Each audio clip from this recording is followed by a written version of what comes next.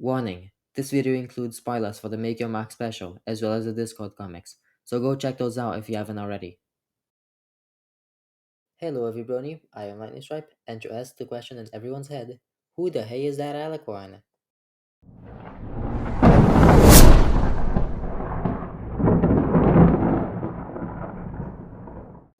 I just recently finished watching the Make Your Mark special a few weeks ago, and let me just say, it was really good. Sure, the animations sometimes looked a little wonky and too much like the one we saw from the game, but it overall did a very good job at opening up possibilities for the rest of the series. I liked how we can finally get a good look at how Earth Pony magic works, and I like how they did it, making them have a visible connection to the land, especially Hitch being able to speak with animals like Fluttershy used to do. Speaking of which, we didn't see any other Earth Pony speaking to animals, so maybe it's hereditary? Maybe he's related to Fluttershy somehow? But that's a future topic. Right now, we're here to talk about that ending. I can honestly say, whatever theories I had, I could have never guessed that an actual Alicorn would show up. But that begs the question, who is that? Well, we don't visibly have much to work with, so let's do what we did with Discord and take things one step at a time. So, first things first, let's look at what we have. It may seem like we have nothing, but there's actually plenty of things for us to analyze in this 19-second scene.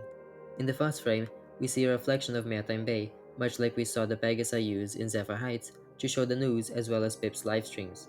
However, like I always say, it's what's in the background that really counts, and this background seems to be the one of a throne room, much like the one in Canterlot, with golden outline doors. The next frame gives us a good look at the Alicorn's wing and mane. The mane is very interesting, mostly blonde with streaks of light green, and maybe even some pink at the edge of that tail. The frame right after lets us see the front of the Alicorn, which seems to be a bright pink color. Weird choice, but I'm not here to judge. Looking closely at that mane again, there does seem to be a little bit of pink at the swirls. Something very few of you may have noticed is that the Alicorn actually has hoof protection, or shoes or whatever you wanna call it, like the other princesses usually had. This one seems to be crystal blue and spiky. The Alicorn's horn seems to have a gradient to white at the tip, and her eyes have some sparkly makeup of sorts, although her actual eye color appears to be blue. Moving on to the background, we get a better view of the throne room. The throne room itself reminds me of the one in Canterlot, again, and there seems to be stained glass windows behind it. Around the throne room are what look like roots spiking up from the floor. But the most interesting thing is the unicorn standing next to the throne. It doesn't appear to be any pony we've seen before, and by the looks of it, they work for the Alicorn. So, what can we actually do with this information?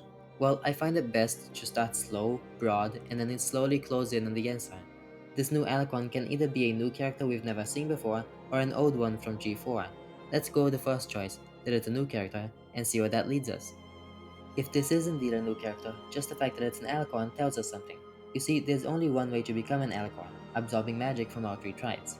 There's two ways to do this. You either earn it like Twilight did, by doing something of great good for Equestria, or you take it by force, like Cozy Glow did with the bell. I certainly don't think someone who wants global domination will be earning a pair of wings anytime soon, so for me that's very unlikely.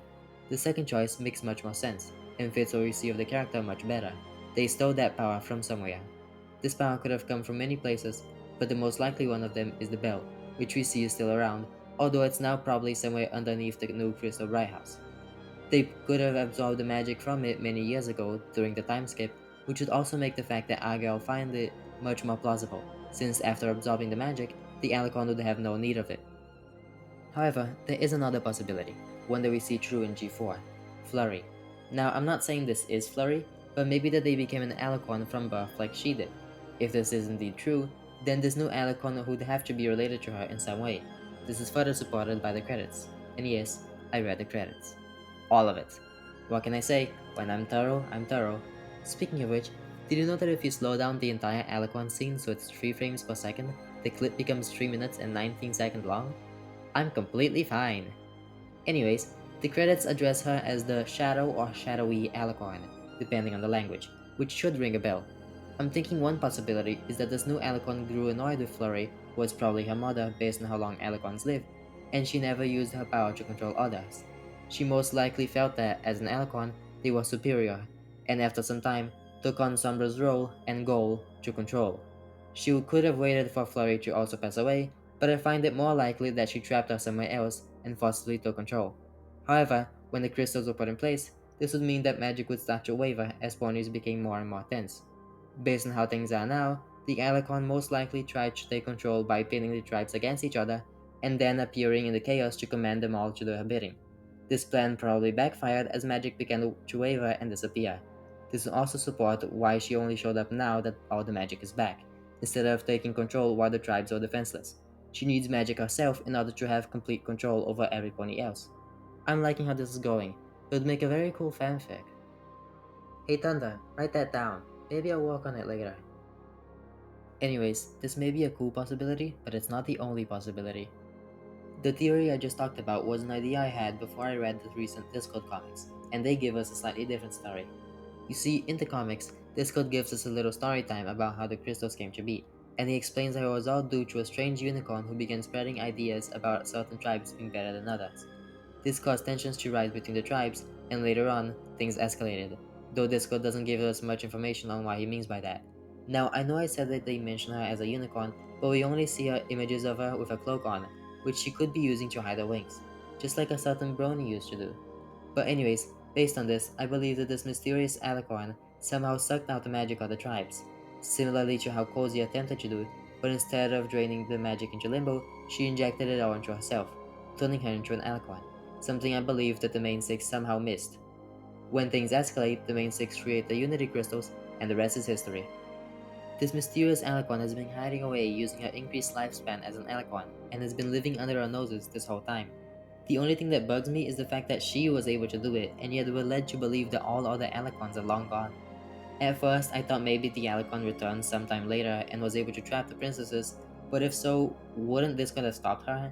While we're on the topic, this could just be simply lying about the whole thing.